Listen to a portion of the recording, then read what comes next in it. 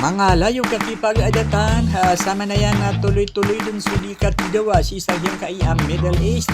Sa lagi dun yung lakay so mga reporter si sagyang kaiya simultaneous akat dawa. Tanong ang tanong sa mapi apa makingan yung kaiya IW as yung masakaw explain Khabar sa pasang tanaw. Iran target Gulf industry, escalate beyond eye for eye retaliation.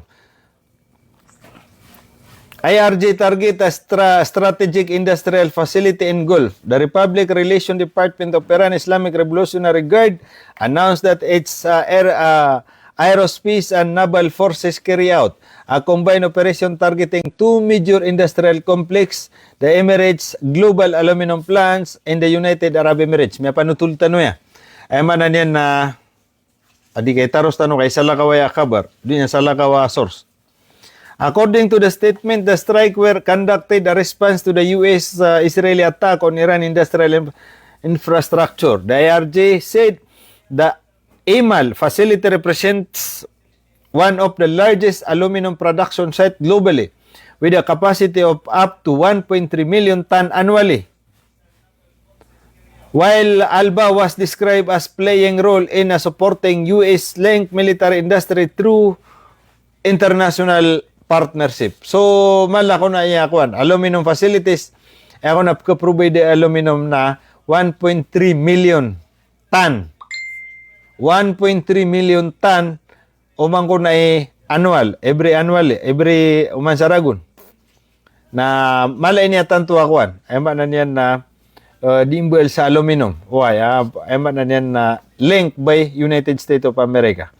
So, earlier, IRG 85 wave operation through promise involving a drone strike described as heavy industrial belong the U.S. links entities.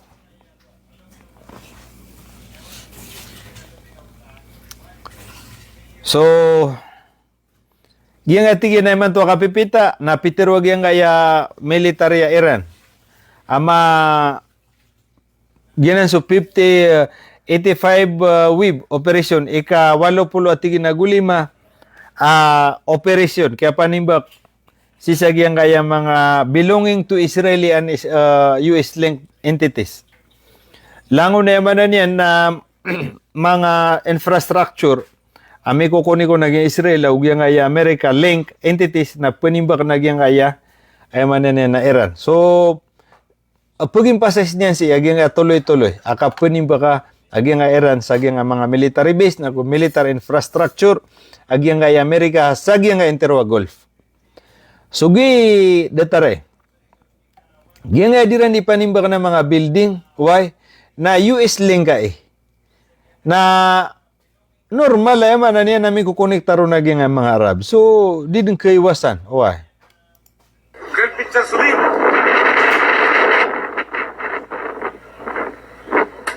خلال طبقوا علينا الاشياء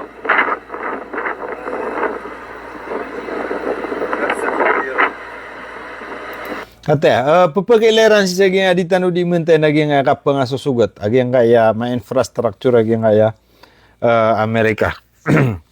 If the US government want to universities in the region to be free from retaliation, it must condemn the bombing of the universities of official statement by 12 noon on Monday, March 30 Tehran time, the statement said. Since February 20th, Israeli and United States have been carrying out a military aggression.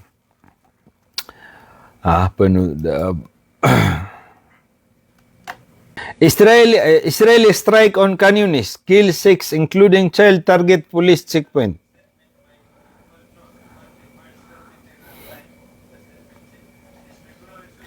Medical source confirmed that the Israeli strike target 2 police checkpoint in Khan Yunis, killing 6 Palestinians including 3 police officers and 3 civilians, among them a child. Several others were wounded in the attack. Gi problema si kagi nga Israel nakataya diran di imbelingan nga Khan Yunis. Gi nga Khan Yunis nasan matatagos nga Gaza. Ay man yan na ugi nga Gaza na Khan Yunis na siya sa loko. Siya sa loko. Adi pagilta na central paglita na, miraramig siya sa Egypt. Kaya man na Egypt pa yan, nagasay ni. Way, naging sa Lokian, na Gaza City, yan na northern Gaza. Way, nasan matatagusa, giyang na Lokian, naging Khan Yunis. Naging nga man na Hamas, na masisispair siya na ugyang nga Israel. Way, na kate, paman na tanto nung umada kalabay ulis yung naging nga Israel, kapupunin ba kaniyan, may tumayto ugyang nga Gaza. Kakabaya yan na mga padunag nga Gaza. Way. So, may panutul siya ugyang nga Israel, way, confirm magyang medical source na ema na niyan na piani adungon to at kaya timba kaging Israel san sa Khan Yunis kaya sa sa kaya patay gyang 2 policemen agwe man na niyan na several other were wounded na madakalungkop na mga civilian na mga angelro way padunatiyan sa mga wata. So gina ni problema kagiya gyang Israel nakate timba kaniya managing Gaza masisispair siran. Earlier on Saturday, 3 Palestinians include 2 brothers were also killed and 4 wounded in the separate incident of Israeli shelling gunfire across Gaza. Bilog didagan sokran. Na 50 star kay bilog didagan sokran no. Ay man na siya butigin sa giyong takapipita isa ko Sabto na liw-liw pa siyang utuan na makataw na kati adun pa na pamadwa kataw tigi na magari way amiatay nagupatakaw miangal sabab sa gingata separate incident of Israeli selling gunfire liw-liw pa na tigi sa kanan na makatawa manamiangal na adun na tigi na separate piamumbon sa naging kanan na Israel kaya sabab pa sa kaya patay ng utam mananiya na magari nagugiyang utam mga angal way. Suginan so seron sa giyang ayakwan Gaza agu Israel way naging Gaza aginan sa mga Hamas na sama na standby siran. Ed na mapya na di na mapadagi nga Gaza Hamas kagiya di siran di meriparado ay mas mapya kiran na makaririparado siran. Sabab sa anytime na kapakayating ba siran naging Israel.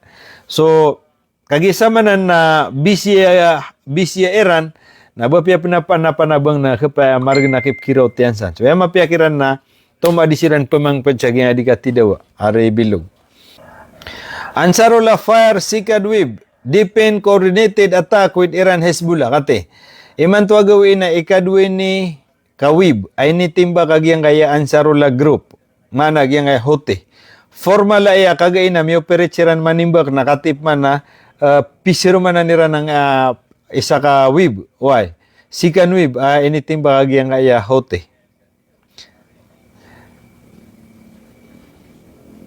The Yemeni Armed Forces, Yemen Armed Forces affiliated with the Ansarullah movement announced on Saturday evening that anyway, giyang kaya Yemen na sunso gobyerno roo why nasira ni mga mujahidin sabab sa ginan na miya take over irananan.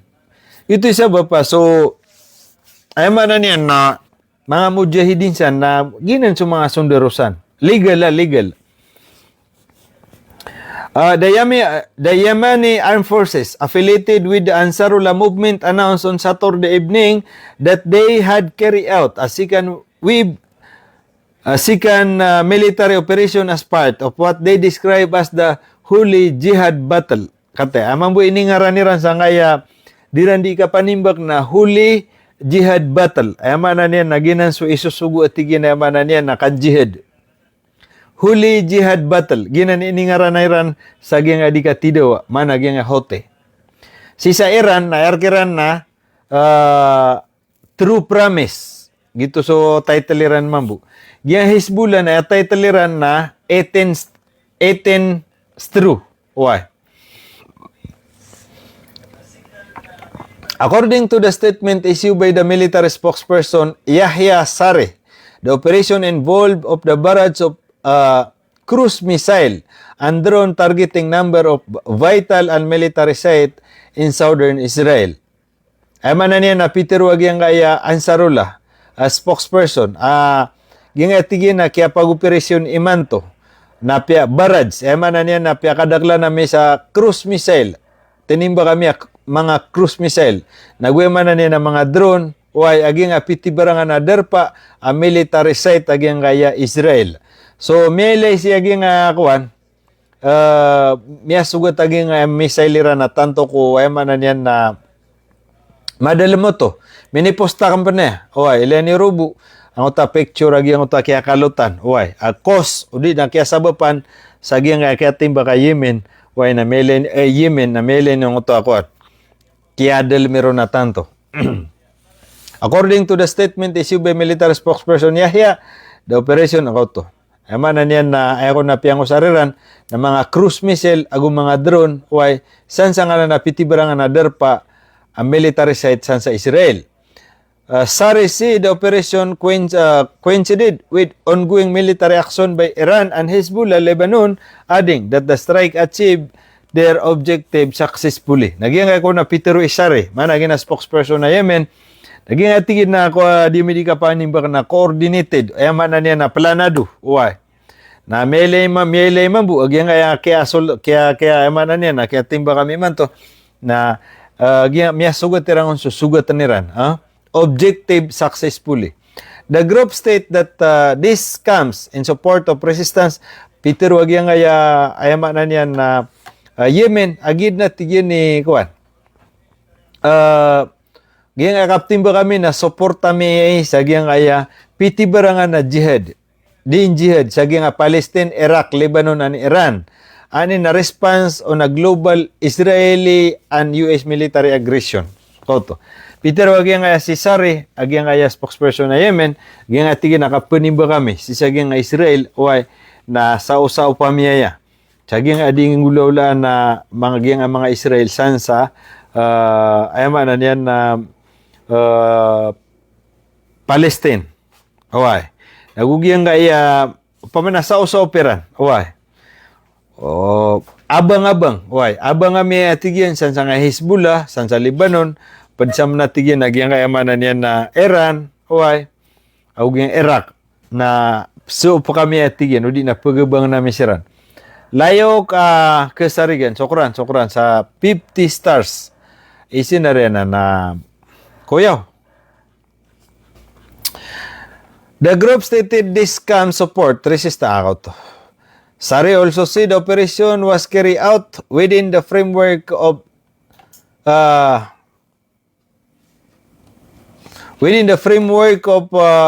confronting Zionist scheme. Gingatigin na DMD ka panimba ko din operasyon namin man to.